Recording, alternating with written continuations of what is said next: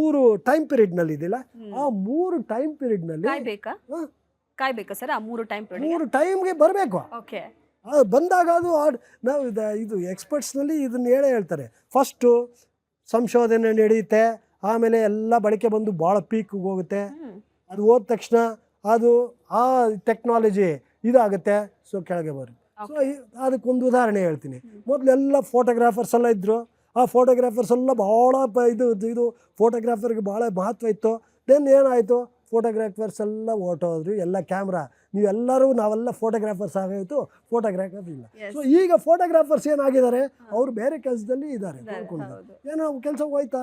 ಇಲ್ಲ, ಕೆಲಸ ಇರುತ್ತೆ, ಬಟ್ ಅವರು ಬೇರೆ ರೀತಿಯಲ್ಲಿ ಕೆಲಸ ಮಾಡ್ತಾ ಇದ್ದಾರೆ, ಬೇರೆ ಉದ್ಯೋಗ ಸಿಕ್ಕಿದೆ ಅವ್ರಿಗೆ. So we should not stop technology, growth of technology. ಕೆಲಸ ಹೋಗ್ತಾ ಇದೆ ಅಂತ ಆ ಟೆಕ್ನಾಲಜಿನ ಉಪಯೋಗಿಸ್ಕೊಂಡು ನಾವಿನ್ನು ಈ ಸಿವಿಲೈಸೇಷನ್ ಮುಂದುವರಿ. ಓಕೆ ಸರ್, ಈಗ KPSC ಆಗಿರ್ಬೋದು, UPSC ಆಗಿರ್ಬೋದು, SSC ಆಗಿರ್ಬೋದು, CET ಆಗಿರ್ಬೋದು, ನೀಟ್ ಆಗಿರ್ಬೋದು, ಅಥವಾ ಸ್ಪರ್ಧಾತ್ಮಕ ಪರೀಕ್ಷೆಗೆ ಓದುವಂಥ ಎಷ್ಟೋ ವಿದ್ಯಾರ್ಥಿಗಳ ಅವರ ಸ್ವಂತ ಚಿಂತನಾ ಸಾಮರ್ಥ್ಯದ ಮೇಲೆ ಪರಿಣಾಮ ಬೀರದೆ ಯಾವ ರೀತಿಯಾಗಿ AI ಕಾರ್ಯನಿರ್ವಹಿಸ್ಬೋದು ಅಂತ, ಅಂದರೆ ಯಾವ ರೀತಿ ಸಹಾಯ ಮಾಡ್ಬೋದು ಅಂತ? ಇದು ಭಾಳ ಒಂದು ಸೂಕ್ಷ್ಮವಾದ ಪ್ರಶ್ನೆ. ಯಾಕಂದರೆ ನಾವು ಹೇಳ್ತೀವಿ AI ಯೂಸ್ ಮಾಡಿಕೊಂಡು ನಾವು ಇನ್ನು ದಕ್ಷತೆ ಬರುತ್ತೆ, ಸಮಯ ಕಡಿಮೆ ಇರುತ್ತೆ ಅಂತ. ಇನ್ನೊಂದು ಕಡೆ ನಾವೆಲ್ಲ ಅದಕ್ಕೆ AI ಇಂದ ನಾವು ಕೆಲಸ ಕಳ್ಕೊಳ್ತೀವಪ್ಪ, ನಾವು ಪರೀಕ್ಷೆ ಪಾಸ್ ಆಗ್ತೀವಪ್ಪ ಅಂತ ಹೇಳಿದಾಗ AI ಜಸ್ಟ್ ಉಪಯೋಗಿಸ್ಕೊಂಡು ನಿಮ್ಮ ಎಕ್ಸಾಮಿನೇಷನ್ ಪಾಸ್ ಆಗೋಕ್ಕಾಗಲ್ಲ. ಯಾಕಂದರೆ ನಿಮ್ಮ ಬುದ್ಧಿವಂತಿಕೆ, ನಿಮ್ಮ ಏನು ಚಿಂತನೆ ಶಕ್ತಿ ಇದೆ ಅದೆಲ್ಲ ಕಳ್ಕೊಳ್ಕೂಡ್ದು. ಅದಕ್ಕೆ AI ಬಳಸಬೇಕು.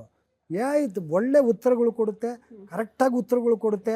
ಅದು ಯಾವ ಥರ ಉತ್ತರ ಕೊಡುತ್ತೆ ಅಂದರೆ ಸರಿಯಾದ ಉತ್ತರ ಕೊಡುತ್ತೆ. ನೀವು ಸುಮ್ಮನೆ ಪ್ರಶ್ನೆ ಕೇಳಿಬಿಟ್ಟು ಇದಕ್ಕೆ ಉತ್ತರ ಕೊಡಿ ಅಂತ ಹೇಳ್ಕೊಡ್ದು.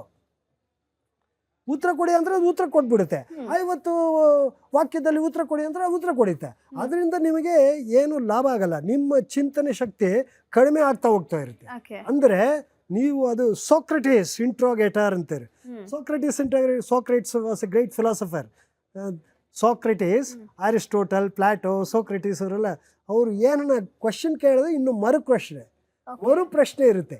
ಪ್ರಶ್ನೆಗೆ ಪ್ರಶ್ನೆ ಅಂದರೆ ಯು ಶುಡ್ ಆ ಪ್ರಶ್ನೆ ಕೇಳೋದ್ರಲ್ಲಿ ನೀವು ಪರಿಣಿತರಾಗಿರ್ತೇವೆ ಒಂದು, ಮತ್ತು ನೇರವಾಗಿ ಉತ್ತರ ಕೇಳ್ಕೊಡ್ದು. ಅದನ್ನು you should not ask give me ಒಂದು ಈ ಪ್ರಶ್ನೆಗೆ ಉತ್ತರ ಕೊಡಿ, ಅದು ಕೊಟ್ಬಿಡುತ್ತೆ.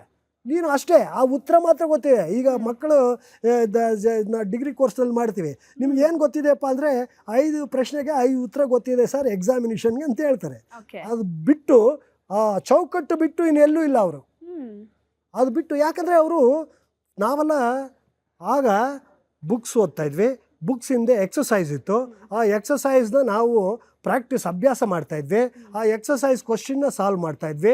ಆ ಎಕ್ಸಾಮ್ನಲ್ಲಿ ಅವ್ರು ಯಾವ ಥರ ಪ್ರಶ್ನೆ ಕೇಳಿದ್ರು ನಮ್ಮ ಬುದ್ಧಿಶಕ್ತಿ ಏನು ಉಪಯೋಗಿಸಿದ್ದೇವೆ ಆ ಬುದ್ಧಿಶಕ್ತಿ ಉಪಯೋಗಿಸಿ ನಾವು ಎಕ್ಸಾಮಿನೇಷನ್ ಬರೀತಾ ಇದ್ವಿ.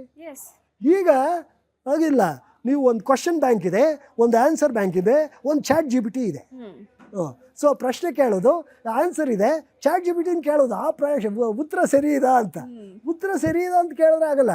ನಾವು ಪುಸ್ತಕದಿಂದನೇ ಓದಿ ಅದು ಏನು ಆ ಜ್ಞಾನವನ್ನು ಸಂಪಾದನೆ ಮಾಡಿ, ಆ ಜ್ಞಾನ ಫಾರ್ ಎಕ್ಸಾಂಪಲ್ ಸಿಂಪಲ್, ನೀನು ಕ್ವಶನ್ ಕೇಳೋ ಬದಲು ಆನ್ಸರ್ ಬರೆದುಬಿಟ್ಟು ಅದಕ್ಕೆ ಫೀಡ್ ಮಾಡು.